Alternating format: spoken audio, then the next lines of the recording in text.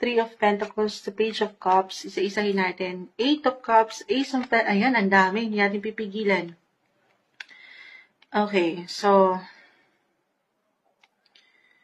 money opportunity guys, unahin ko na to, na-mention ko na yung more on self-care, self-love. Meron ba kayong naisip na bagong negosyo, trabaho? Merong opportunity po.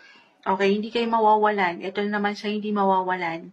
Manifestation card, the Star, the Ace of Pentacles, panghawakan nyo na ang bataan. Charis, inurong ko lang kayo. Panghawakan nyo na kung ano yung nakikita nyo kayo or kung ano yung gusto nyo matanggap. This is about your hopes, your wishes, your goals. Nine of Cups. Yes po, yun yung mga pangarap nyo. Okay.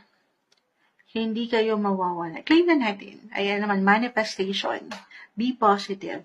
At yung security, yung stability, yung comfort na deserve nyo ay marireceive nyo. Mid-August. Gusto nyo yun? Okay. Or niyan, naghahanap kayo, or ano talaga kayo? Ongoing yung paghahanap ng bagong trabaho, pagkakakitaan, why not?